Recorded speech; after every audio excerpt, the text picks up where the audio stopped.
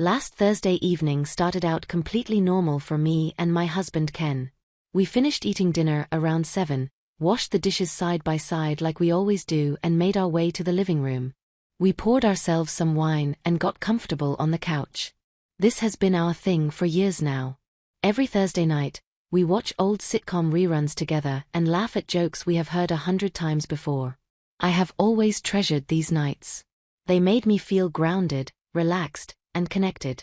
But that particular night, something was different. Ken was not acting like himself.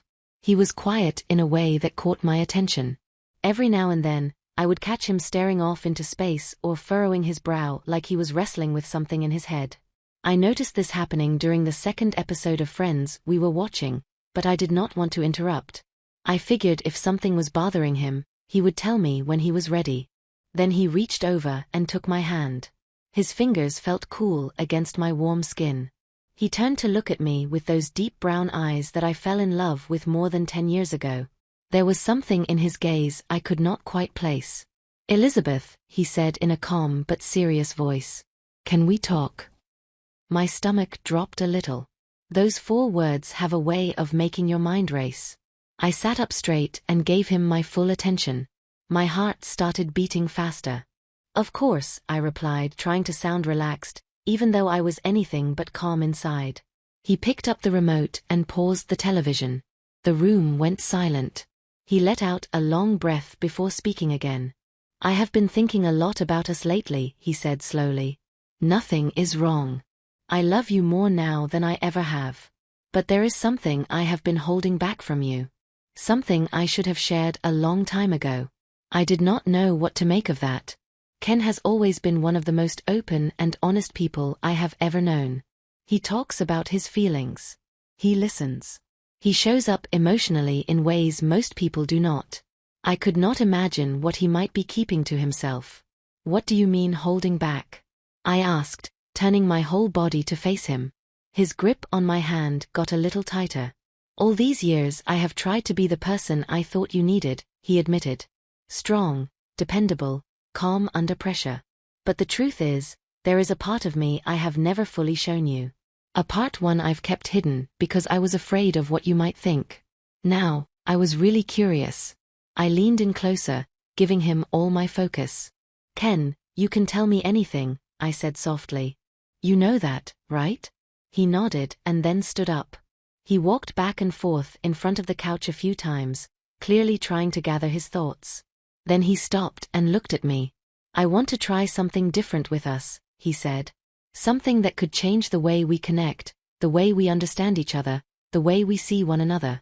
I could tell he was nervous, which made me feel a little anxious, too. I did not know where this was going. "Okay," I said slowly, giving him space to continue. "I want us to take a break from the routine," he explained.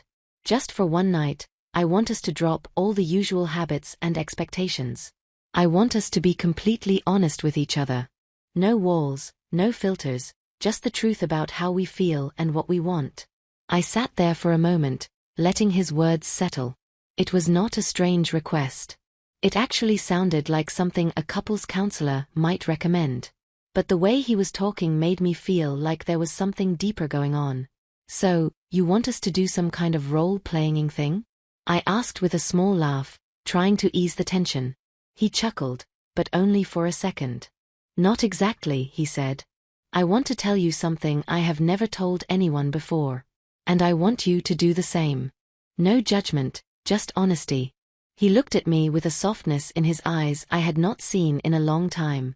It hit me right in the heart. There was something so real and raw about the way he was opening up. I could not say no.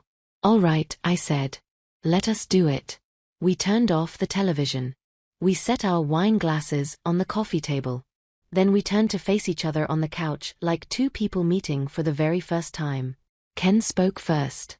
"When we first met, Elizabeth, I was scared out of my mind." He admitted. "You are so smart, so confident, so full of life. I felt like some regular guy from a small town who had no business being around someone like you. I spent so much time trying to prove I was good enough." I felt warmth spread through my chest. "I thought the exact same thing about you," I told him. You seemed so calm and put together, like you had everything figured out. I was terrified I would do something to mess it all up." He smiled and leaned in a little closer. "There is more," he said. "Over the years, I always felt like I had to be the strong one, the one who held it all together. But the truth is, there were so many times I was scared or confused. I just did not know how to say it. I was worried that if I showed any weakness, I would be letting you down." I reached out and touched his face gently. "You never had to be perfect for me, Ken," I said. "I have always loved you exactly as you are. The good, the bad, and everything in between." His eyes got misty. Then it was my turn. I took a deep breath and let it all out. I told him about the times I felt invisible. Not because of anything he did, but because I did not know how to ask for what I needed. I admitted that I sometimes missed the way things were in the beginning, when everything felt exciting and new. I told him that there were days when I missed the younger version of myself, the one who believed anything was possible. We kept talking for hours. We shared things we had never said out loud before. It was uncomfortable at times, but also freeing. It felt like we were peeling back layers and finally seeing each other for who we really are. And then Ken made the request that changed everything. "I want us to make a promise," he said. "From now on, once a month, we do this. We sit down. We talk, we listen. No fear, no topic is off limits." I nodded, feeling a wave of emotion rise up inside me. But he was not done yet. "And I want us to try new things together," he continued. "Not just talk about doing something different. I mean, actually doing it. Whether it is taking a class, going on a trip, dancing in the kitchen at midnight, or doing something totally unexpected.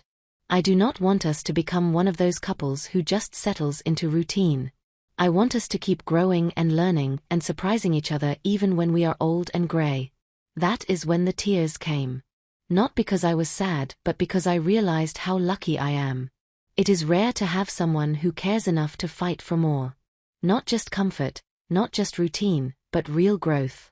We held each other for a long time after that. The kind of hug where neither person wants to let go. Later that night, we put on some music. Old jazz songs with slow beats and smooth melodies. We danced barefoot on the wooden floor with no plan and no pressure. It felt like a dream, like we were falling in love all over again. This morning, I woke up to find a small note on my pillow. It was written in Ken's handwriting. It said, "Thank you for last night. You have given me more than you will ever know." I folded it carefully and tucked it inside my journal. I smiled like a teenager with a crush. It had been years since I felt that way. And now everything feels different. Not in a dramatic way, just lighter, closer, more alive. I do not know what the future holds, but I know one thing for sure. Last night reminded me why I fell in love with Ken in the first place. And it showed me that even after 10 years, there is still so much more to discover about each other. If you are reading this and you feel like your relationship has lost its spark, I want you to know that it is not too late. Sometimes all it takes is one honest conversation, one night of real connection, one decision to stop hiding and start sharing. That is what changed everything for us. And I believe it can do the same for